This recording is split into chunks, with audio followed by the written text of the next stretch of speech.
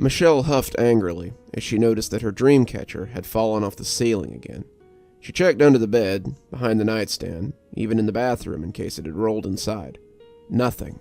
No dream catcher, no sign of where it had gone. It wasn't as if this was uncommon or anything. Michelle had been replacing dream catchers for most of her life, but the older she got, the more annoying it became. Michelle went to the closet and opened a box labeled Decor, sorting through dozens of dream catchers that she had inside. This just happened sometimes. It had happened since she was young, and she'd gotten used to just replacing them. She picked up a frilly pink one, the leather around the ring dyed to match, but put it back. This one had been a gift, and she didn't want to waste it. She settled on a cheap neon blue one from the gas station and attached it to a hook over her bed. She hated to buy more, but the alternative was worse. The alternative was something that she hadn't experienced since she was very young. Michelle's mother had been fiercely spiritual. Trina Jones had stood out like a sore thumb among the community of strict Baptists and Methodists. Her mother had done a little of this and a little of that to get by, and Michelle had a tumultuous childhood. They lived in a little house that had been owned by her grandmother, and Michelle couldn't remember a time when her grandmother had come to the house for longer than a few minutes. She'd asked her why she never came over once, Michelle spending the night while her mother went to a concert with some friends. She and her grandmother had been shelling peas on the porch of Grandma's house, just on the other side of the block, and her grandmother's scowl had been hard to miss at the time. "I hate to see what your mother's done to that house. It offends my senses, but God forgive me, I won't cast her out. She's free to live her life however she likes, but that doesn't mean I have to let her rub it in my face." Her mother had an odd hodgepodge of beliefs, and Michelle could remember all of them jostling together in the living room of their small house. Trina, though her grandmother had always called her Grace, was an old hippie, and she had been taken with paganism and druidic ideas as she followed her friends on the road before Michelle was born. She had also liked the ideas of Buddhism, Taoism, and several other Eastern spiritualities. As such, the living room was often crowded with altars, statues, and other paraphernalia for whatever ritual or rite her mother was working on. The dream catchers were a part of it. Michelle had always suffered from terrible nightmares, and her mother had hung the dream catchers over her bed since she was very young.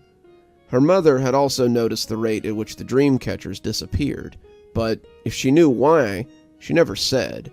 To Michelle, it was always just a fun mystery that never seemed to have an answer, like where the socks went when you lost them in the dryer. Michelle hung the new dream catcher over her bed and got back to getting ready for work. She had bills to pay and, inevitably, more dream catchers to buy. She found herself thinking back to the mystery of where all the dream catchers went as her workday slowed down. She tried to puzzle out where they might be disappearing to, but ultimately came up with nothing. As a kid, she had tried everything. She had nailed them to the ceiling. She had set up little nets to catch them if they fell. She had gone so far as to set up a little camera one night to see if someone was taking them. But the recordings had stopped at 11 when it ran out of tape. She hadn't really thought about it in a long time, but the more she pondered it, the more curious she became. She made a mental note to set up her phone camera tonight and see if she could find out what was taking them. The phone wouldn't run out of tape, unlike her video camera, and maybe she could figure out what was going on. 4 nights later, and 3 deleted 8-hour recordings later, Michelle woke up to find her phone knocked over and her neon blue dream catcher missing. The video that she scrolled through that day at lunch was less than helpful. The phone had recorded the dream catcher until about 2 a.m., seeing nothing but the dust motes and the circles of feathers on the strings that hung from the ceiling. Then, at 2:07, Michelle heard a soft sound like a latch being slid, and the window had whispered open. A shadow passed over the camera, which was knocked over a few seconds later. No matter how many times she rewound the footage, Michelle couldn't tell what had knocked the camera over. It recorded nothing else but darkness for the rest of the night, until she had picked it up in the morning and turned it off. That gave her something new to worry about. Who was stealing her dream catchers, and why? Surely it couldn't be the same person all these years. She'd been losing dream catchers since she was 3 years old. She had moved 2 states away from her childhood home and moved into 3 different dorm rooms before settling into this apartment. It couldn't be the same person. But then, who was it?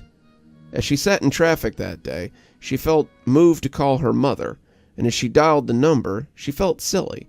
What did she think her mother was going to do about it? Her mother had been a rolling stone ever since Michelle had left home 3 years ago, and the notion that she'd even be reachable was laughable. Trina had been the big push for her to accept the offer from Tennessee State College. She'd set her daughter down, pulling her away from her studies as she tried not to bomb her final and lose her acceptance letter. She told her that she'd been sent a spiritual vision and that it was time for her to travel. This vision didn't have anything to do with her latest man, Beau, and had everything to do with her wanderlust needing to be satiated.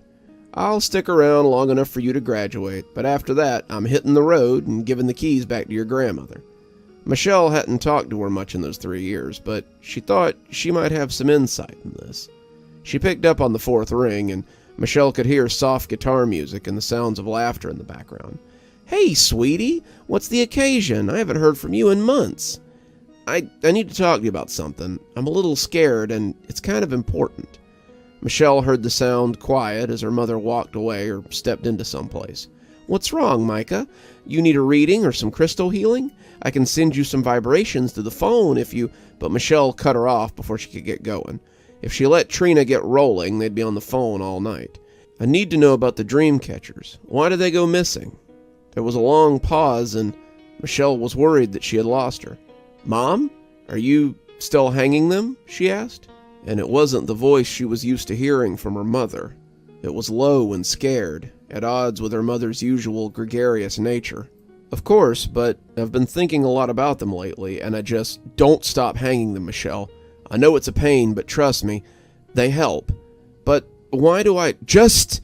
She paused as she got control of herself again. "Just keep hanging them. If you need more, I'll send you some. I know a guy out there who makes them, and he owes me a favor. I'll get you some in bulk, but please, just hang them. And stay safe." "Safe from what?" Michelle asked, getting frustrated. Her mother had never been this serious, and it scared her more than the video had. Her mother clearly knew something, but she wouldn't tell her. She had never been good at keeping secrets, and Michelle didn't understand why she wanted to start now. I gotta go. She seemed to gather her thoughts as she tried to find a way to explain. "Just keep hanging them, and stay safe. I love you, Michelle. I'll send you some dream catchers soon so you don't run out." Then she hung up on her, and Michelle was left confused and agitated. She thought about what her mother had told her for the rest of the night. The way she had acted scared Michelle, and the transition from her mother's nickname to her real name had made it all the more jarring. Her mother had started calling her Micah when she was a kid, thinking it sounded more earthy, and Michelle hadn't heard her use her real name in quite a while. She had started to hang a new dream catcher, but paused midway through trying to hook it up there. The more she thought about it, the more she saw no reason to hang a new one. She'd had bad dreams when she was younger, but it was something that she hadn't experienced in a long time. Who's to say that the dream catchers had done anything? She froze there, unsure whether to proceed, and finally, she just tossed the dream catcher onto the nightstand. She'd sleep without it tonight and see what happened. Worst case scenario, she had a bad dream that night and would wake up and put a new one up. It took some time to get to sleep, but Michelle was sure that tonight would be as fine as all the others before it. When she woke up midway through the night, she was glad. The dream she'd been having was terrifying, but it was nothing compared to what she had woken up to. Her dreams had been incredibly dark. She had woken up in a hellscape, the sky constantly burning as the rain came down in runners of flames. She was lying naked on the hard stone, her body pulled close as she shuddered. All around her there were creatures gathering, their growls like thunder. She closed her eyes, trying to wake up, but it just never seemed to happen. She was stuck, waiting for these creatures to come in on her, and as the first lunged at her, its bony mouth snapping, she came awake like a deep sea diver from the depths. She thought for a moment that she was still sleeping, until she felt the pressure in her ear. She had never felt anything so intimate, so violating, and the feeling made her shudder in utter terror. She swiveled her gaze to the left and saw something large and pale crouching beside the bed. It looked like a giant white bug, its body pale and wrinkled. It was hunkered below the side of the bed, like a kid wanting to ask a question. Its bald head gleamed in the moonlight, and Michelle realized that her window was open again. The long red tongue that slid over the edge of the bed and into her ear was as hard to miss as the pale horror kneeling there. The tongue bulged her eardrum, making her head feel far fuller than she was used to. It felt like it might be going all the way to her brain. What was he doing? Was he trying to eat her? What was going on? The tongue slid soupily out of her ear as his piss-yellow eyes grew large. He had noticed that she was awake. As it reached its full height, Michelle realized how big it was. 7 feet tall, each arm tipped with 6 long claws. As it loomed over her, Michelle worried that it would finish what it had started. Its long tongue slid over its thin lips, and they turned up at the corners as it took her in. "Don't worry," it whispered, its voice high and waspish. "I need you alive so I can continue to feed. I must admit, it's nice to get a taste from the source again. I usually get your tasty floating snacks, but today I got a real treat from the old country."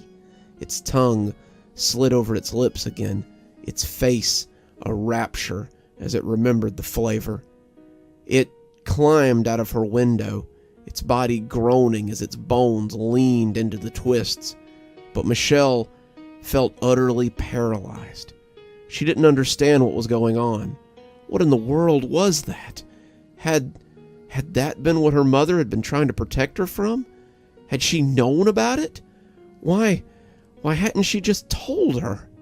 Michelle pulled her knees to her chest, the terror sending shudders up her frame, and as the birds began to chirp and the sun sent pink fingers over the edge of her window, she finally reached for her phone. Her mother sounded sleepy when she picked up, but it sounded like she might have been expecting the call. "So, you saw it, then?" Michelle couldn't answer right away, managing only a small grunt of acknowledgement. "Did it hurt you? It never did when you were a kid, but you knew it would come after me then?" It wasn't a question. When you were young, you started having night terrors. You would wake me up every night with the most terrible screaming, and I didn't know what to do. Worse than that, you drew pictures of the dreams the next day. Flaming skies, terrible creatures, just the bleakest places imaginable. I didn't know what to do. One night I woke up before you started screaming and felt like I needed to go make sure you were okay. That was when I saw it. He was leaning down over you, his tongue coming out of your ear, and he seemed to be drinking something out of your head. He ran when he saw me, bending out of the window like a serpent, and that only deepened my confusion. That was when I tried the dream catchers. It was on a whim. I didn't know whether it would work, but when it stopped your night terrors, I thought that maybe it kept him away. When they started disappearing, I figured out what was going on. She stopped, collecting her thoughts, and Michelle could hear the sounds of crickets making music in the background. Wherever she was, it was someplace green. Michelle could almost see the trees and feel the breeze, and she suddenly wished that she was with her. Was this why Mom had traveled so much? Was she running from something too? Michelle suddenly realized how little she knew about her mother, and wished that she had taken the time to learn more.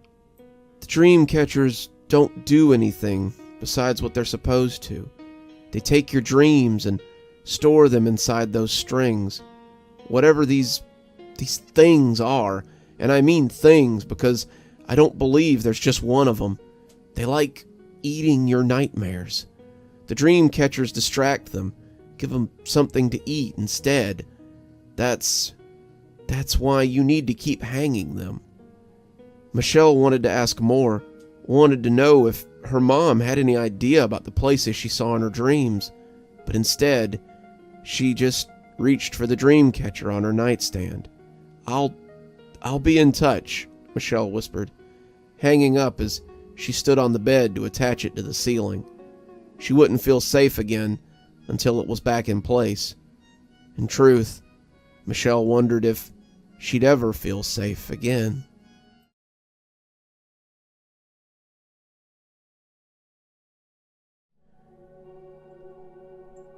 My friends and I like to take what we call an adventure weekend about 3 times a year.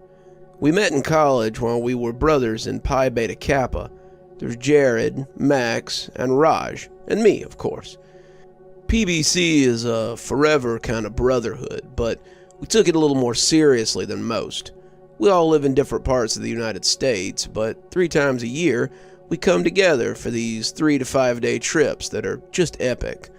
We've gone ziplining in Costa Rica, mountain climbing in the Rockies, whitewater rafting in Mexico, and diving in the Bahamas. We've been all over the world, and though it may seem a little excessive, so what? We're 4 unmarried guys with no kids and great jobs, so our income is still pretty much ours to blow as we see fit. So when Max said we should get a houseboat and go trolling up the coast for 5 days, we were all on board, pun definitely intended. So we met at a little port in Mississippi as he introduced us to the Trawler Queen.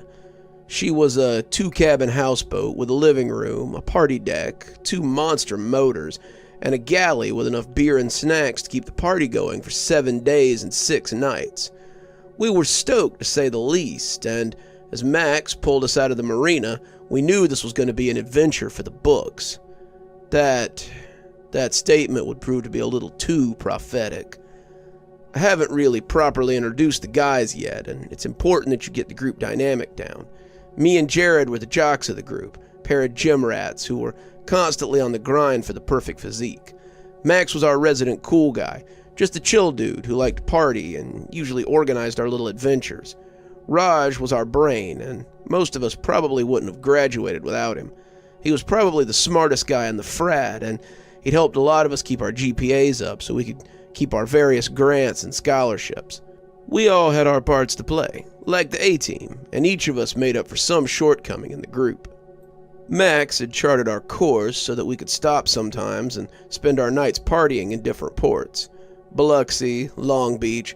Finally, we'd end up in New Orleans, where we'd turn the boat into the rental company and get a car back to our original dock so we could get our cars. It was a good plan, but Raj pointed out that his route took us through several large shipping lanes that would likely bring us close to larger shipping vessels, which, were the ones that used them. They'd probably capsize us if we got too close. Might be better to stick to the less busy waterways if we expect to get the deposit back on our rented houseboat. Max brushed it off. If we take these routes, we're better suited to stop in the party ports. Come on, Raj, live a little. Raj furrowed his brow, but he didn't argue. Roger McCormick, an underprofessor at the college that we graduated half a decade ago, might not be a risk taker, but Raj had learned long ago to roll with the punches when it came with us. It usually came out okay, and Raj enjoyed the adventure as much as the rest of us. We had been out about 3 days, preparing to stop in Gulfport and take on provisions before heading to New Orleans, when we saw something strange in the water. Well, not that strange, I guess. After all, it's not really uncommon to see a rubber duck in the water. It's kinda where they hang. Most of the time it's bathtubs or sinks, though, and not off the coast of Louisiana. I was manning the wheel, playing captain while Max went and took a break, and when I first saw it, I wasn't sure what I was looking at. I wouldn't have seen it at all if it wasn't fluorescent orange and riding a huge wave. It was just one at first, a single little guy bobbing on the waves and smiling happily, but as I watched, I saw more of them come up on a swell. They were ducks. Some of them with sunglasses, ducks with scarves, holiday ducks, ducks in all colors, and as they floated past, I laughed, thinking it was the funniest thing I'd ever seen. Hey guys, I called down to the others who were playing cards in the galley. Come check this out. Max popped up first, as if he expected trouble. When he saw our little escort of colorful plastic borders, however, He laughed too. It was hard not to. The sight of all those ducks bobbing on the surface was just so weird. It was almost a little too weird. What were these ducks doing out here anyway? The longer I watched them bobbing around, the more it made me kind of nervous as well. Where'd they all come from? Why were they suddenly all around us? It was easy to laugh at them if you didn't ask questions, but hard not to feel creeped out when you stopped to think about why they were here. "Why are there so many ducks out here?" asked Jared, watching them flow around the ship as they roiled in the dark water. "Well, it could be that they're testing ocean currents and swell patterns."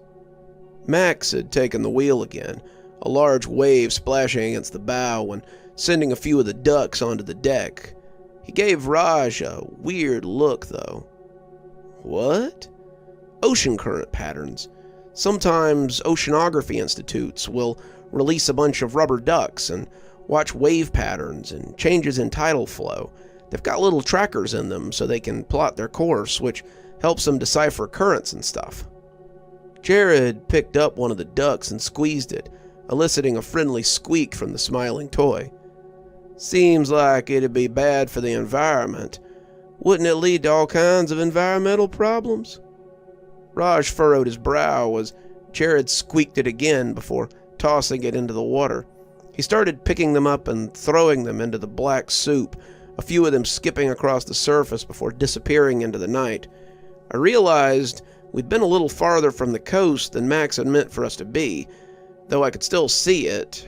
The lights were far away and ethereal. "That is weird.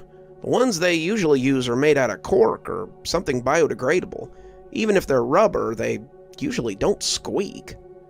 We watched them come rolling in as the waves got progressively higher. Something was stirring up the water not too far from us, and Max seemed to be steering us towards it.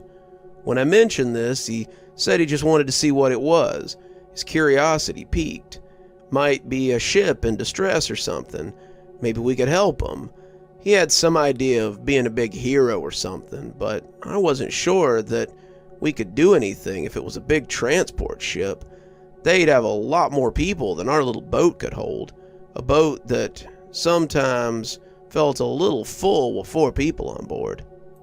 We cruised between a pair of buoys, heading into open water as we looked for the source of the turbulent water and the ducks. The rope color made it pretty clear that the area was dotted with reefs and sandbars, and the little islands that dotted the area made it even clearer that caution was required out here. It'd be real easy to come up on a sandbar and scrape our hull or blow our bottom out on a reef, and then we'd be floating on driftwood all the way to the rental agency to explain how we'd taken our boat somewhere unadvisable. We came up with a little inlet, the GPS telling us we were entering a major transport lane, and that was when we found the source of the ducks. Their transport ship had been massive, likely hauling all sorts of things.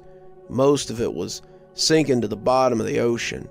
The ship was in the process of joining its cargo, and as it capsized, it was sending up massive waves and tidal surges. The ducks were coming out of a container that had broken open, and as it slipped beneath the water, it spewed out the floating little knickknacks as they scattered on the surface, pushed by the waves. That should have been the scariest part, the sinking ship, but it couldn't hold a candle to the massive tentacles that were wrapping around the hull and dragging it under. They were hard to make out in the dark of the night, but their undersides were cream-colored and covered in suction cups. They were massive, rising into the air as they came slithering from the depths of the ocean. Even from our position, over 100 feet away, I didn't think any of us felt safe. We were on this creature's turf, bobbing on the surface of its hunting ground, and if it wanted us, there was nothing we could do about it. "We need to go," Raj whispered, as if he was afraid the thing could hear him. "We need to go while it's still mangling that ship." Max agreed, and as we pulled away as quietly as we could, the rest of us kept a close eye on those rising tentacles as they descended into the ocean with the remains of the cargo ship. As we came slowly through the reefs and the bars, we kept expecting to feel a tentacle latch around us and drag us down. The ducks just kept coming, the waves of colorful toys no longer as whimsical as they had been. We had been planning to anchor for the night around midnight, but when I sat up out of a stupor the next day and discovered we were pulling into New Orleans, it wasn't a surprise. None of us had said as much, but I think we were all feeling a little less than safe out here after what we'd seen the night before. The rental company told us they couldn't give us a refund for the days we hadn't used, but we told them that was fine.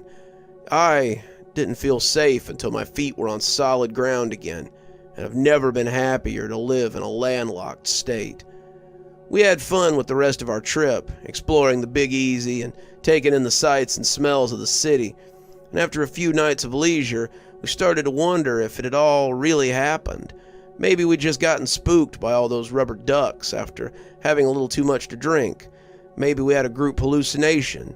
Maybe we just seen something shadowy out in the ocean and jumped to conclusions. 2 nights later, though, while drinking in a little hole-in-the-wall bar, we discovered that it hadn't been just drunken delusions. We were all laughing after our 3rd or 4th pitcher of beer when Raj suddenly sat up a little straighter and looked at one of the TVs behind the bar. He went over to it, asking the barman to turn it up, and as we followed behind him, we caught the tail end of a news report about a ship that had recently gone missing on its way to New Orleans. The story had a picture of a large cargo ship, a ship that we had all watched get drug into the water a few nights ago. And the news lady was talking about how it was a huge mystery for local sailors. The ship, nearly 100% automated except for a crew of 10, was lost at sea somewhere off the coast of Louisiana. While several cargo containers have been found off the coast as well, the ship itself has seemingly vanished. Residents in the area have been inundated with rubber ducks for the last few nights, and there's concern that the ship may have sunk and been pulled out by an errant current. They showed the footage of a massive amount of rubber ducks washing up on the beach near Long Beach. Watching those ducks go in and out with the waves made me anxious in a way I couldn't explain, but didn't need to. It was pretty clear that everyone here was feeling the same, and when the newscaster moved on to another story, we ordered another pitcher and returned to our table. The festivities were definitely a little muted after that, and it was decided that boating was right out for our future trips. I think maybe we'll go to Vegas next year. Vegas sounds nice, especially after what we saw.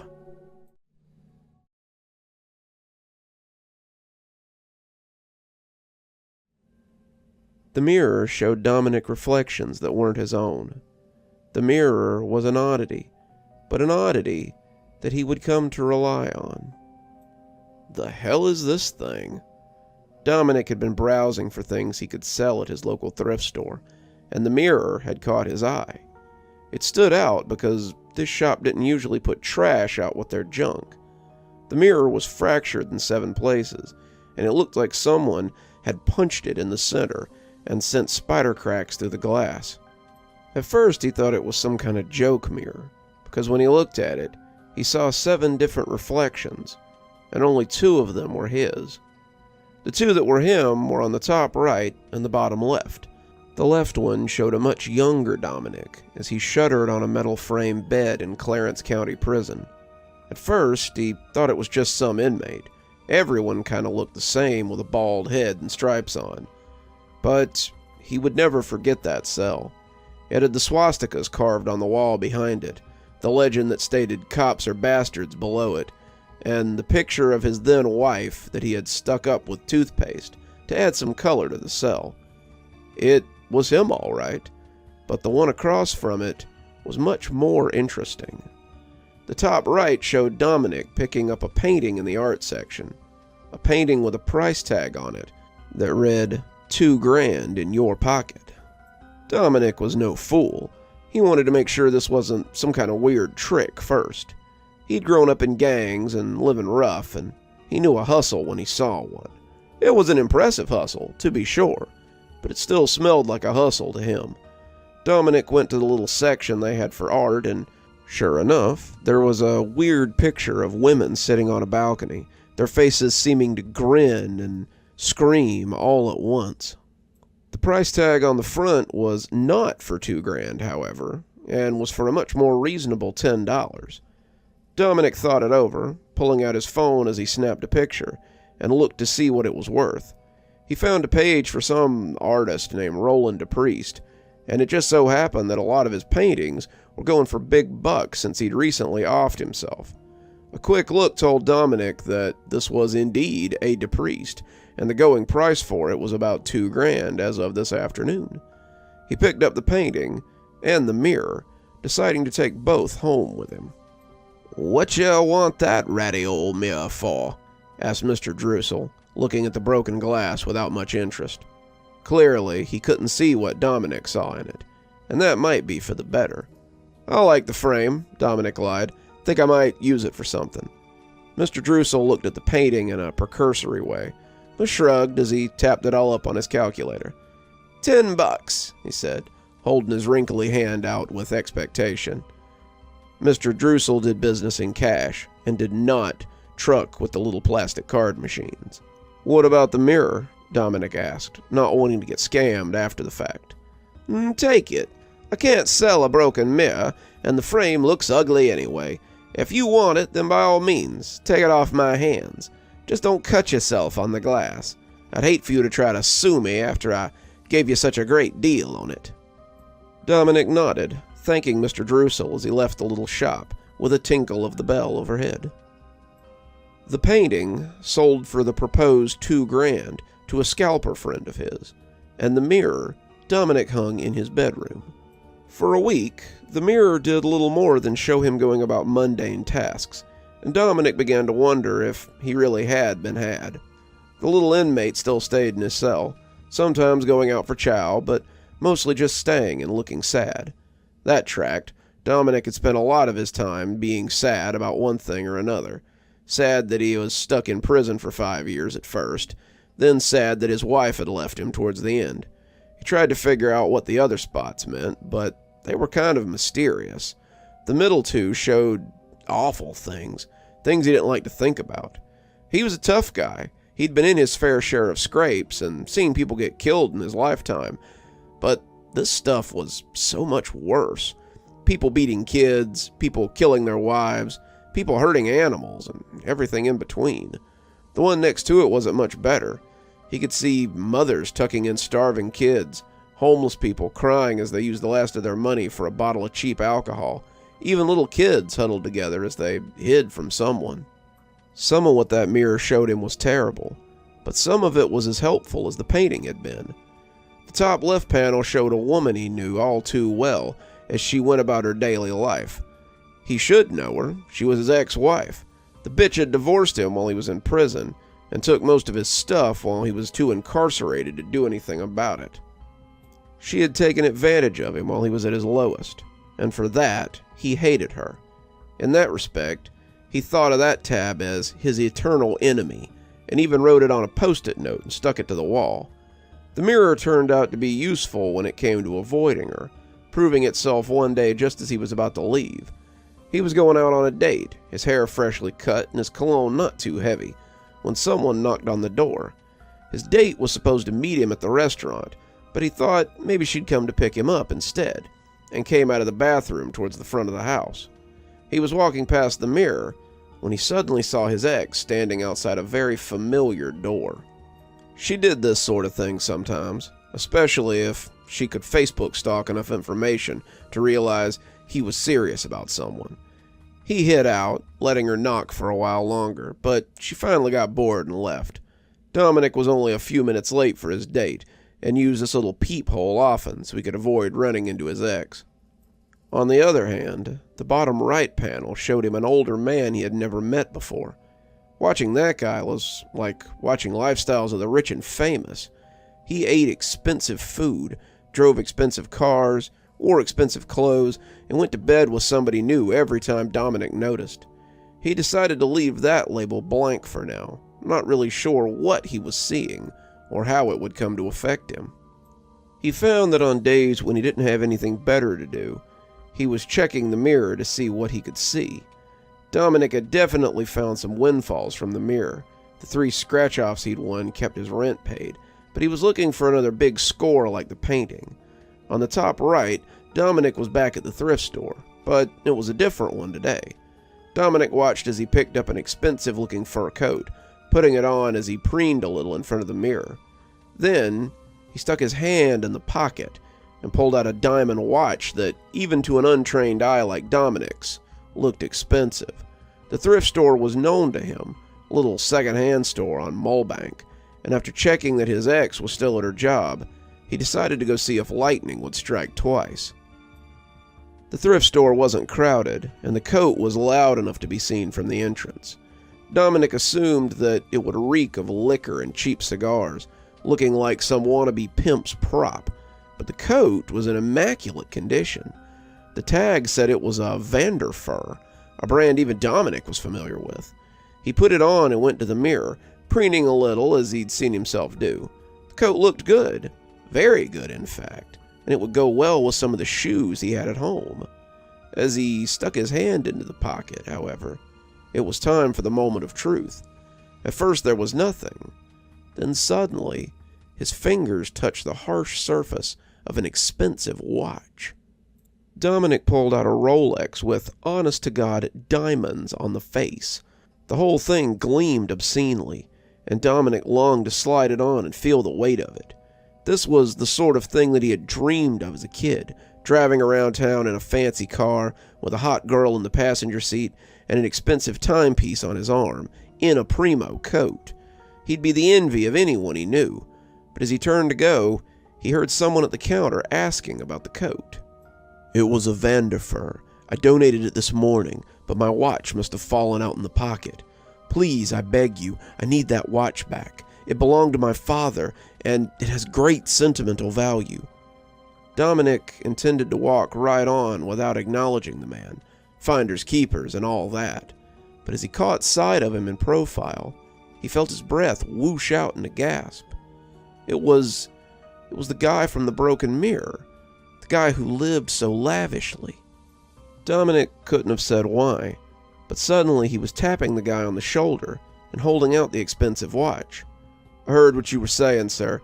I came to buy this coat and found the watch in the pocket. It's too nice for me anyway," he said, smiling as the joke fell flat. The older man's smile went ear to ear. "Oh my God, thank you, young man. I can't believe how kind you are." "Yeah," Dominic said. "Me either." The man stood mooning over the watch for a few minutes as Dominic paid for his new coat. It was a little more than he strictly wanted to pay for a coat, but he found that he liked it, and it would help him remember a time when he'd been so generous. He started to think that maybe he could sell it for more than he'd paid for it, when someone stopped him on the sidewalk. The guy was running after him, asking him to wait as the watch threatened to slip off his wrist again. "I owe you something, at least, for being so kind," he said, panting a little as he caught his breath. "It's really okay, mister. You don't have to." "I insist," the man said, taking a watch out of his suit coat that looked almost as impressive as the one he was wearing. "My father bought me the watch you found when I was 18 and about to leave for college. This watch doesn't have nearly as much sentimental value, but I think it will help you nonetheless." He put the watch in Dominic's hand and patted it warmly. "I'm in your debt, sir. Hopefully, I can find a way to repay you someday." The watch was nice. Not as nice as the one he had, but still nice. Dominic sold it for about $1,300 and used the money to not only float himself for a while, but also buy a much cheaper timepiece that still looked richer than anything he'd ever owned. He too wanted a reminder of that warm feeling he had felt when he'd done something nice for someone else. With the rent on his dingy apartment paid for the next few months, Dominic was spending a lot of time watching the mirror. He had decided that the panel with the rich man might be his greatest friend, if his ex was to be his greatest enemy. The top and bottom corners were his past and future, and he used the former to enhance his own future often. The middle two were still a mystery to him, but he felt like they might make sense in time. The top panel, The one that took up the most space, however, made him a little more uneasy. It was gray, the sky full of cracks as it swam like a puddle when you throw a rock into it. Dominic felt like he knew that sky, but he couldn't place it. He'd never seen a gray sky like that in his life. Except he had. He knew he had. He just didn't know when. He tried to look at that space as little as possible, but it kept drawing his eye, making him want to take the mirror and throw it somewhere where it couldn't make him feel that way anymore. That was usually how he got stuck looking at the middle two panels. Anything to take his mind off that gray sky full of cracks. The mirror kept showing him things and leading him to opportunities, but it wasn't until he saw one of the faces from the middle panel that he thought he knew its true purpose. He would later reflect on what leap of ego had led him to believe that he knew the purpose of such a thing like this. He was at Marcy's buying groceries one day when he saw a familiar face in line, the true nature of the panel seeming to come to him.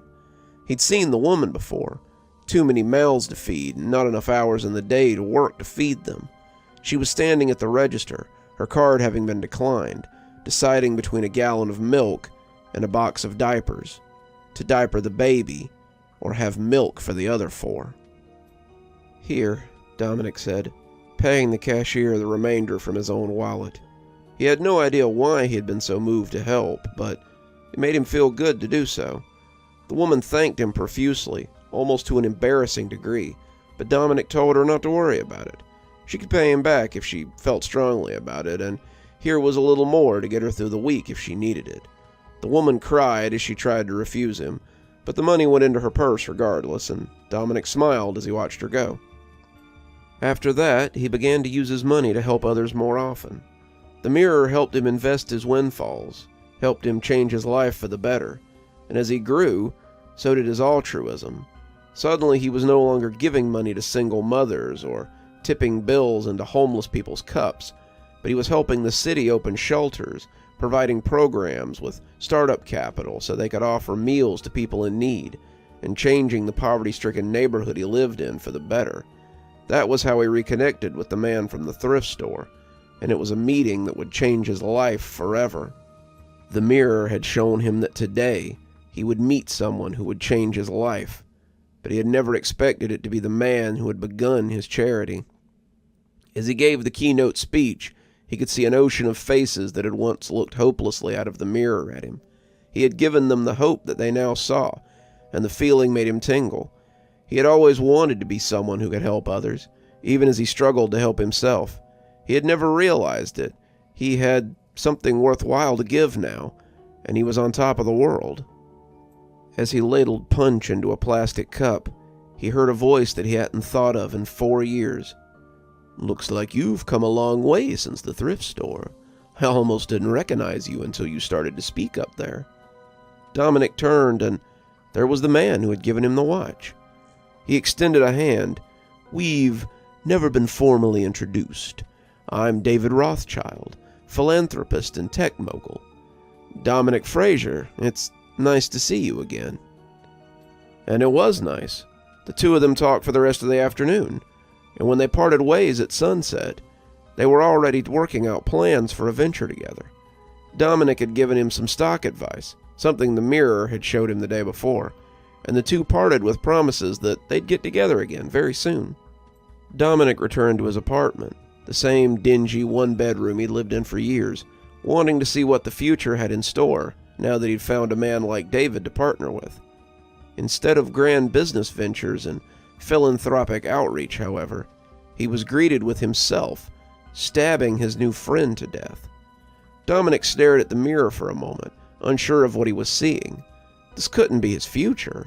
Why would he do such a thing? He had a lot of respect for David and couldn't imagine why he would want to hurt him. It had to be a fluke, a trick of the light. But every time he came back to the mirror, it showed him the same thing. His knife, red with David's blood, and David lying on the floor of his tiny apartment. It never changed. It never wavered. And Dominic decided that enough was enough where the mirror was concerned. He put it in the hall closet, shutting it and its proposed future away for good. At least, he hoped so. He spent a lot of time with David in the coming months. The two did a lot of good for the community, for many communities, and Dominic saw himself living a part of that lifestyle that he'd only seen through the mirror. Jet-setting, eating lavish meals, living the sort of life he had always dreamed about, and with a friend like David, he could live that life with an ease that he had never known. Dominic was the happiest he had ever been, or he would have been if not for the dreams. In the dreams, he always saw himself standing over David's corpse as he bled out onto the tacky carpet. In the dream, he could hear the sirens approaching as he stood over the man like a conquering hero. In the dream, Dominic knew that his life as he knew it was about to come to an end. It started very subtly. Dominic began spending days back at home instead of with David. He was busy with other projects. He needed to give attention to some local charities. He needed to reconnect with his roots and remember the people who needed him. These were all excuses he gave his new friend, but in reality, David had begun to resent his business partner. David Rothschild, who had everything except a criminal record and a checkered past. The more he thought about it, the more he wondered if David was going to mess him up on purpose. Did he know that Dominic was supposed to kill him? Was this his way of stealing his happiness? Just like that bitch of an ex-wife of his. Were they in this together? Was she so unhappy with his success that she would stoop to making him miserable again? Dominic spent all his time in his apartment, staring at the mirror and willing it to show him anything but the bloody end of his happiness. When the knock on his door came, he realized he hadn't left that apartment in weeks. He was wearing the same clothes he'd been wearing the day before. Or was it the week before? They clung to him sweatily, and the smell from his pants made him think that he might have soiled himself. Now that he was back from his trance, he wondered when was the last time he had eaten. His stomach growled angrily, and he'd gotten up to go to the kitchen when he heard the knock again. "Dominic, are you there? Your secretary said I could find you here. Are you home?" David again. Dominic got up, walking angrily to the door. He could send him away. Better lose a friend than lose his life. He liked David a lot. He was a good friend, but he liked being a free man more. He had wasted 5 years in prison, and he'd be damned if he'd go back. He didn't care what some mirror had to say. He wasn't going to let anyone jeopardize his future. "Go away. I don't want to talk to you." "But why? What did I do?" Dominic closed his eyes, trying not to let the rage that was building behind them out. What had he done? Like he didn't know. He was only trying to steal his freedom from him. "I don't owe you an explanation. Please, just leave. I don't want to hurt you." "I'm not leaving until you tell me why you're acting like this. I'll stand here all night if I have to. I just want to see what's going on with you. I'm worried, Dominic. I'm worried about you." Dominic didn't remember opening the door, but suddenly the two men were face to face. Some of his neighbors were peeking out of their apartments, trying to see what was going on.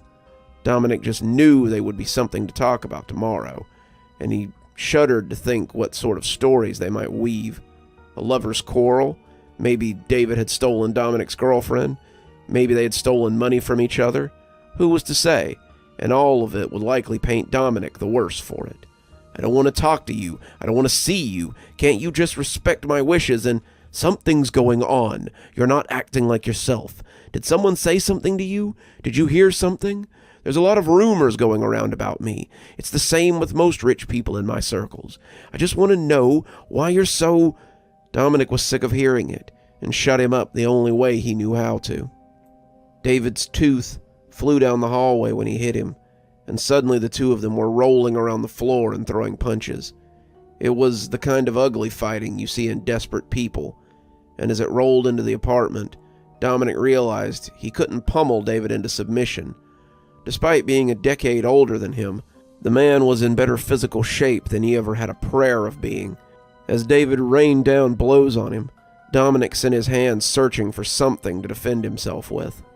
The knife was something he had lost years ago, a steak knife that had tumbled from his plate and rolled under the couch forever. but when his fingers locked onto it, he knew what to do. Before he knew what was happening, he was standing over David, the other having been stabbed more than a dozen times. The sirens were coming, and as Dominic let the knife slip from his numb fingers, he realized they had taken it from him anyway. His life, for better or worse, was over now. Well, not all of it. There was still a little more left. The trial had been short. They had found him in the apartment, with the murder weapon, and the victim, his prints all over both of them. There had been witnesses that had seen the two fight, and it seemed to be an open and shut case. The Rothschilds found a slew of witnesses willing to testify that Dominic had been the aggressor, and with his checkered past, all his lawyer could do was get him life. It had been a sham of a trial, and Dominic didn't know why the court had bothered with it. They wanted him to be guilty. The Mirror had told him as much, and now his life was over. The guards at Clarence County smiled knowingly when they saw him get off the bus.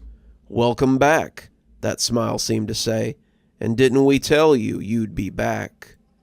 As he lay on the floor of his old cell, the cell they'd seemed to think it was so funny to put him back in, he realized what the gray sky had been showing him all along. As he lay on the filthy floor and looked at the cracks in the ceiling, he finally realized why they had looked so familiar. This was his life now, his life and his death, and he wondered how long he would have to look at those cracks and that pitted, pitiable concrete before someone came along and put him out of his misery. If the Mirror knew, it certainly wasn't telling anymore.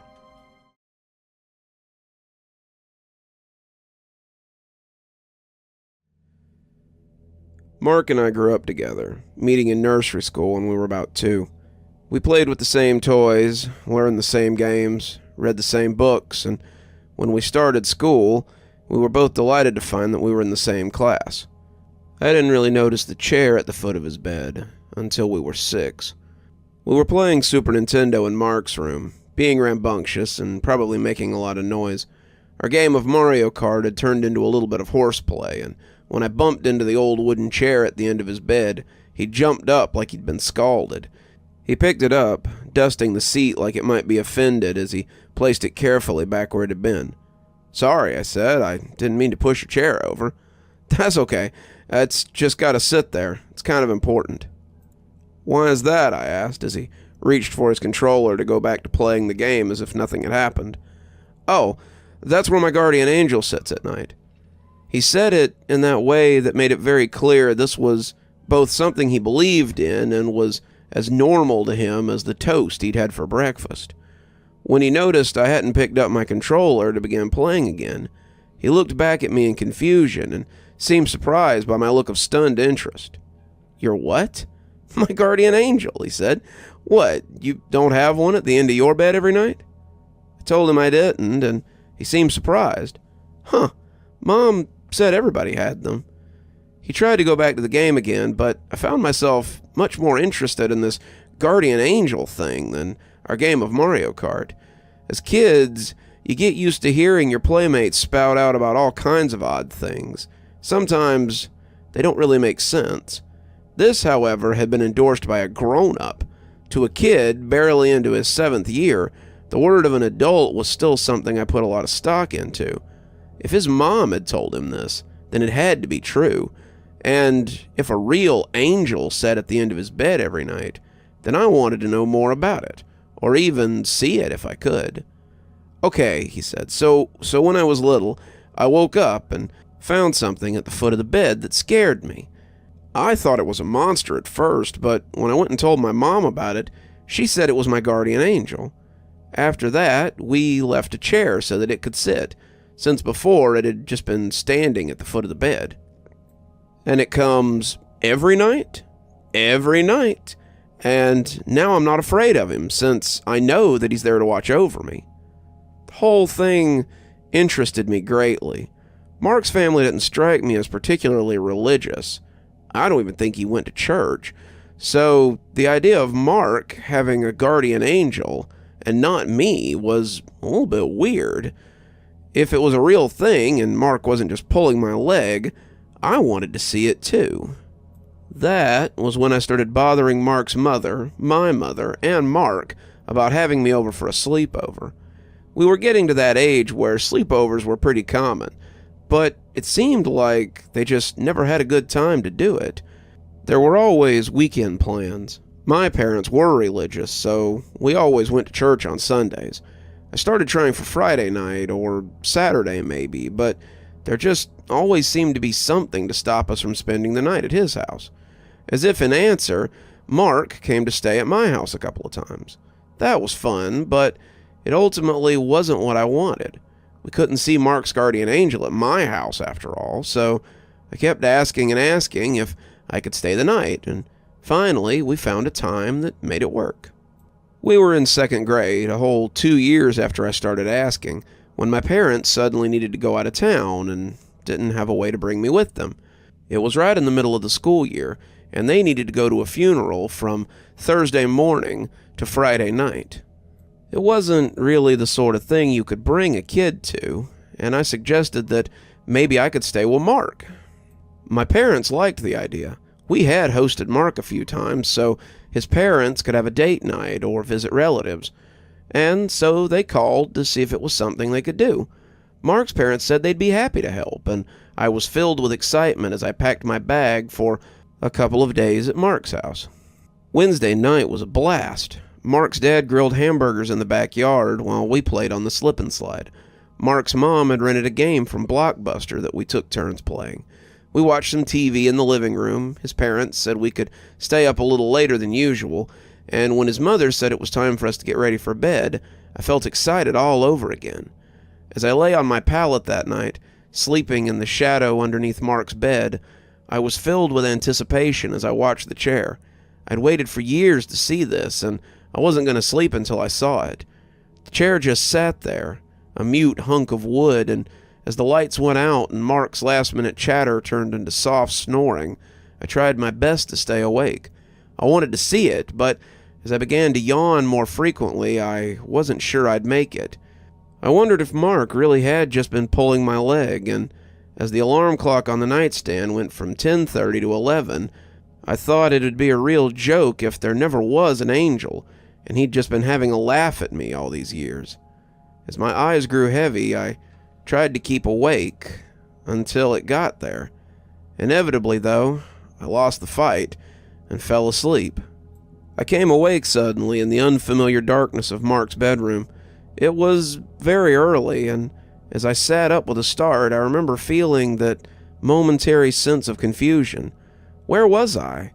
What was going on?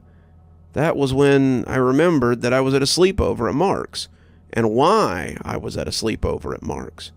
I glanced up at the chair, expecting to see something in white robes with wings and a halo, but I was disappointed in that respect. Disappointed, but utterly terrified. What I saw was a shapeless shadow with vaguely human proportions. The dimensions seemed to move when I watched it, though I don't think it had noticed me. It was leaning forward in the chair, staring at Mark like a hungry shark, and it didn't turn to look at me until I started screaming. It shifted its soupy face towards me, and I saw a pair of dancing red eyes amidst the miasma. It went right on looking at me until someone turned the lights on, and as the room came into view, the creature was just gone. Mark's mother was sympathetic, asking what had happened, and I lied and told her I just had a bad dream. She bought it, I think, but I think Mark knew what I had seen. He tried to ask me about it, but I rolled over and faced the wall as I pretended to go back to sleep. Mark tried again as his mom took us to school the next day, but I didn't want to talk about it. I was as terrified of what I had seen as I was disappointed at the outcome of my curiosity. My parents picked me up from school that day, having gotten back a little early, and I think they too sensed that something had happened. I slept more soundly in my own bed than I ever had before, and I never asked to sleep at Mark's house again. I may have never asked to spend the night at his house, but Mark and I remained good friends. I still went over to his house, I still hung out in his bedroom, but I never stayed after dark again. Incidentally, since the sleepover had been such a success, his mother let Mark stay over at our house more often. This seemed to work better for Mark's parents, too, and looking back, I don't think they got along well. They argued a lot, and many of the trips they took together ended abruptly without helping their marriage. When they divorced after Mark graduated high school, I think it was only really a surprise to Mark. They decided to sell the house and split the money, and Mark decided to move out on his own and start his adult life a little earlier than he had expected. So, when he asked if I wanted to be his roommate, it seemed like a no-brainer. We moved into a 2-bedroom apartment near the college Mark was attending, and it was pretty cool. We got on about as well as 2 high school kids moving in for the first time together could. There were arguments about chores, loud parties that probably bothered the neighbors, late-night underage drinking sessions where we told each other all sorts of things, and plenty of general day-to-day life stuff.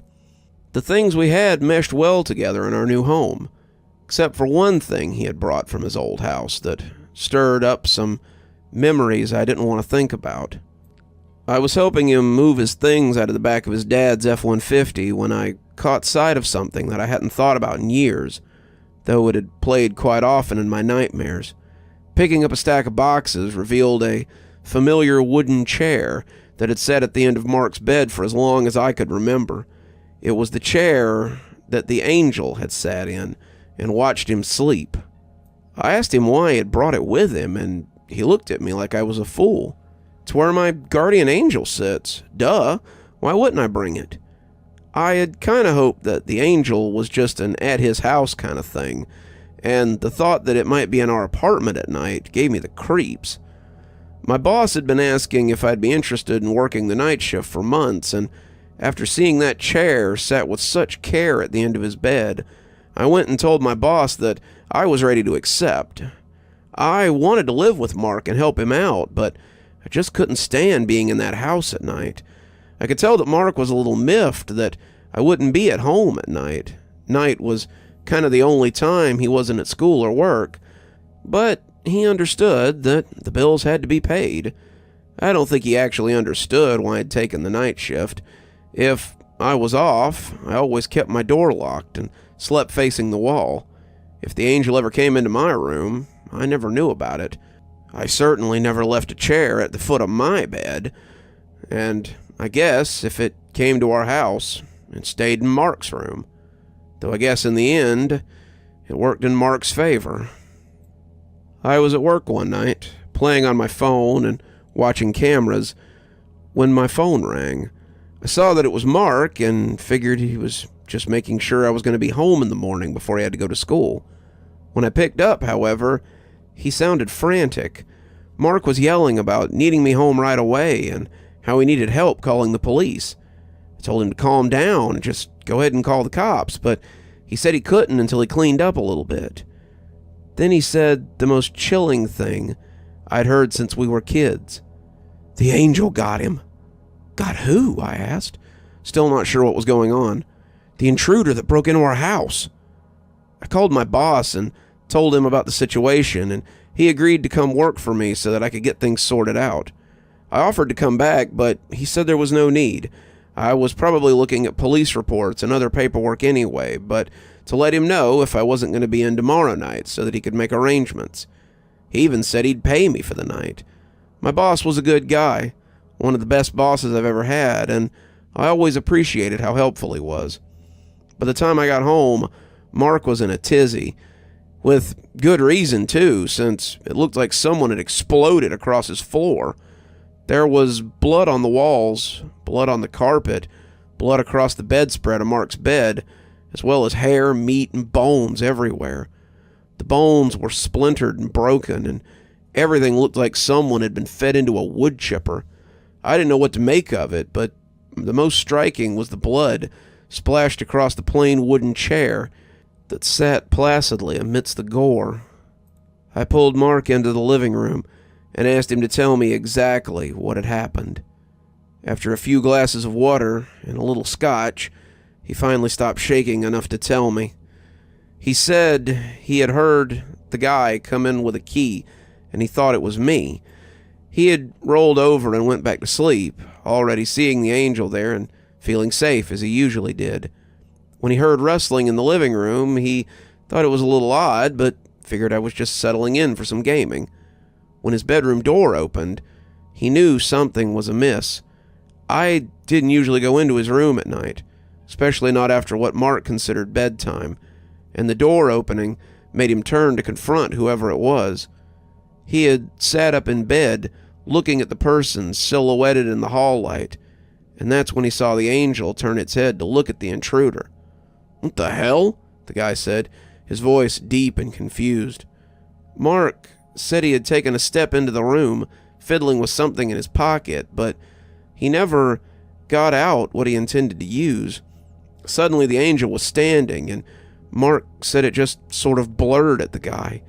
He knew how that sounded, but it was like 1 minute it was standing beside the chair, and the next they had been face to face in the doorway.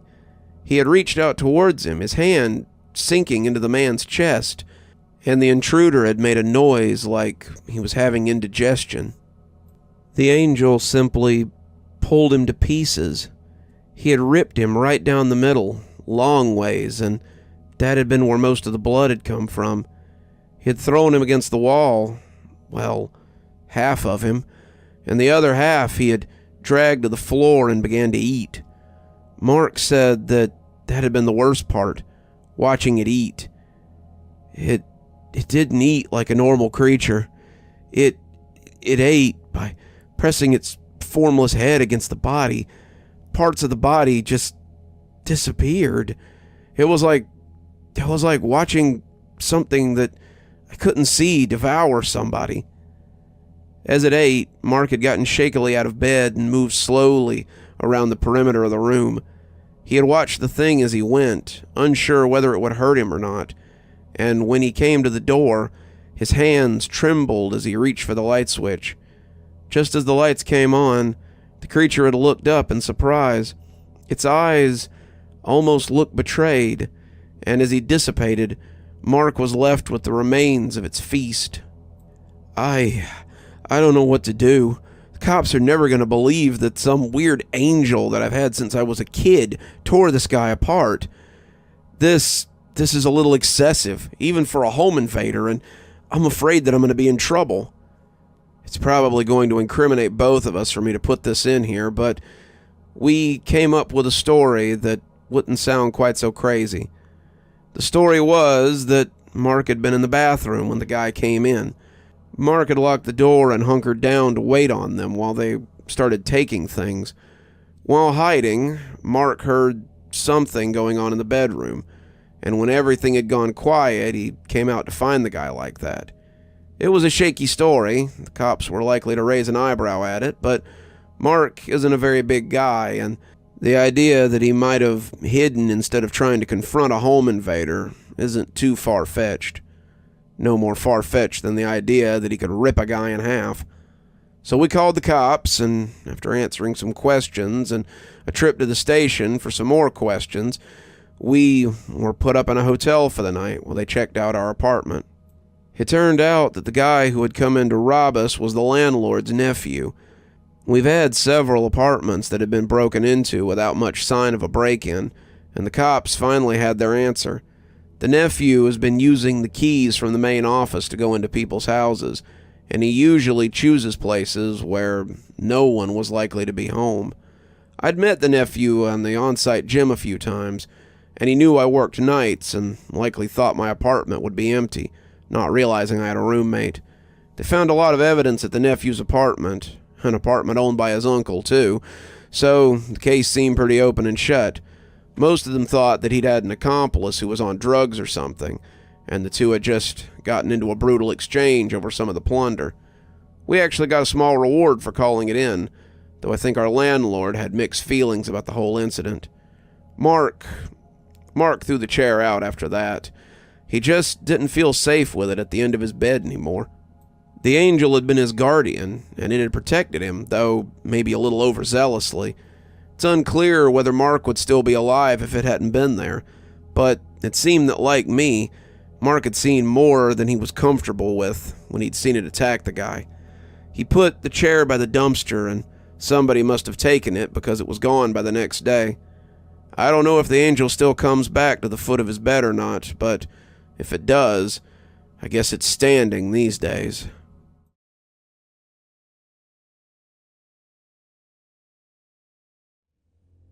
I was a child of the late 80s. This was a time when kids played till the streetlights came on, and riding your bike through town was as normal as going to the corner store to get your mom some smokes. In fact, the woods seemed to be the only place Dad had specifically said was off limits. The woods seemed to be a boundary for many families, and I never knew anyone who went there willingly. It's one of the few things that stayed the same to this day, though so many others have certainly changed since I was a kid. One prime example was the telephone. Coming from a small town, my telephone was on a party line, so if you wanted to talk to your friend, you went to his house and you did it in person. I was pretty fortunate in that respect. My best friend Davey lived right next door. If I wanted to ask him to play G.I. Joes or ride our bikes, I could just walk 20 paces rather than digging my Huffy out of the garage. Unless, that was, we decided to use the tin can phone. The tin can phones were something we had cooked up after watching a science show on TV. The guy on the show had hooked a pair of tin cans together with twine and showed that no matter how far you went, you could still hear the person on the other end of the can. Davey and I had thought that this was just about the coolest thing we had ever seen, and we set about making some for ourselves. I found a pair of old soup cans and a long spool of Mom's twine and attached the end to the cans. We could hear each other pretty well, a fact that surprised us to no end, but the farther away we got, the harder it became to hear each other. "Let me show you a different way," Dad said, startling us a little since we had been so involved in our little project. He had linked the cans together with some fishing line, and the connection had been the next best thing to crystal clear. We used them a lot, linking our tree houses together with the phones, and we could talk into the night on them as we camped out in different tree houses. It wasn't as clear as a telephone, but it was amazing the conversations we could have over just a simple little device. When Davey got grounded one summer, they became our only means of communication with each other. Davey, you see, had gotten himself into a little bit of trouble. He had gotten addicted to the new arcade that had just come up downtown.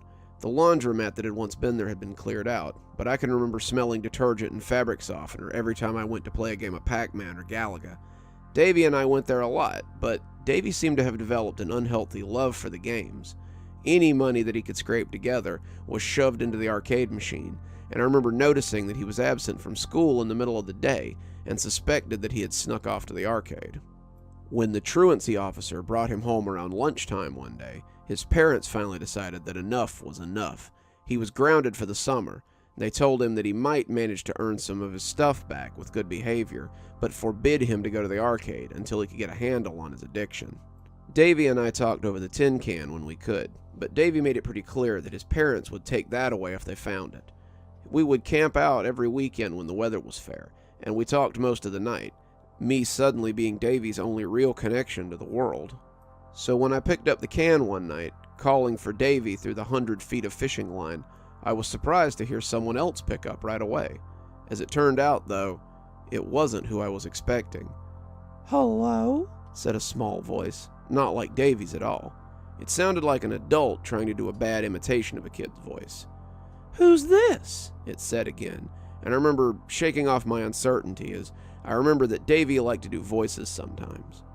Davey and I sometimes listened to the radio DJs prank call people, or we'd catch comedy performances on the satellite TV Davey's family had. Davey had a few characters he'd been working on, despite the fact that they all just kind of sounded like him, and I assumed that this was nothing more than another bad character performance. "Who's this?" I challenged back. "This is Sam," the voice said, still high-pitched, but getting a little surer of itself as the string made it sound tinny and robotic. "But my friends call me Tin Can Sam." Yup, definitely a new voice. If it had been modern day, I would have said that it reminded me of Herbert the Pervert from the Family Guy show. It was 1991, however, and all I could equate it to was the funny way that Michael Jackson talked. The voice was funny, kinda, but it still just sounded like Davey doing a bit. "Okay, well, Sam, why do they call you Tin Can, then?" "'Cause I wear the tin cans I empty like jewelry and clatter everywhere I go. I'm a hobo, you see, and most of my meals are taken from cans. Who do I have the pleasure of conversing with tonight?" I played along and introduced myself to Tin Can Sam. He asked me if I went to school, and I told him that we were out for the summer. He asked if I lived around here, and I told him I lived next door. He asked me how old I was, and if I knew the kid who owned the treehouse, and a dozen other things as I played along. Some of you guys will think this is weird. Why would I surrender a lot of information to Davy that he would already have, especially if he was doing a bit? Well, to answer that question, you'd have to understand how Davy was when he was doing a character. Davy was one of those people who would commit to a role. If he was doing a new character, that person didn't know you. Interacting with him was like meeting Davy all over again. But he was my friend, so I put up with it. At least it wasn't Grandma Gerda, who had a memory problem and constantly forgot the things you told her. So I played along with the game, asking Sam what it was like to be a hobo. It's all right, I guess. I used to own a hardware store, but the people didn't like me very much, so I had to leave. It's rough not having a house sometimes, but I meet so many interesting people on the road. What do you do for fun? I asked, nodding to myself at how thoroughly Davy had committed to the role. Tell stories mostly. Sit around the fire at night and eat your dinner and tell tales. We especially like scary stories. Scary stories? I asked, a little taken aback. Davy was not a fan of scary stories. He liked to play it cool, but he was a bit of a scaredy cat at the core of it all. When we watched the scary movies sometimes, the volume low so his parents didn't catch us, Davy always hid his eyes and sobbed sometimes when the killer got somebody. Sam liking scary stories was not something I was prepared for. Do you like scary stories? Sam asked, his voice sounding hungry for the answer. Yeah, I like scary stories. I got a real scary one if you'd like to hear it. I nodded before realizing he wouldn't be able to see me and told him that I did. I was still absolutely sure that this was Davy doing a bit, but the longer I listened, the less sure that I was becoming. The longer I listened, the more the voice sounded less like Davy and more like a stranger. Good, 'cause it's a real scary story. It's about these kids who were camping in the woods one night. They didn't have a tree house like you, but a tent instead. They had set up far from town where they lived, and they camped at the site often. They came there for a sleepover one night, but they didn't know that there was an extra in their party this time. I sat on the fluffy orange rug I had taken after Mom was going to throw it out and felt my teeth trying to chatter. If this was a bit that Davy was doing, then it was better than usual. As the string brought his words to me, I remember feeling my spine shudder in my back. This was different. Way different. And I wasn't entirely sure that I liked it. As I came up, they heard me. They looked out to see what was making so much noise, peeking from the zipper as they looked into the once inviting woods. It was dark, though, and the woods were dense. As I moved about, rattling and shaking, they kept looking around anxiously, trying to figure out where I was. The more I moved, the more it scared them.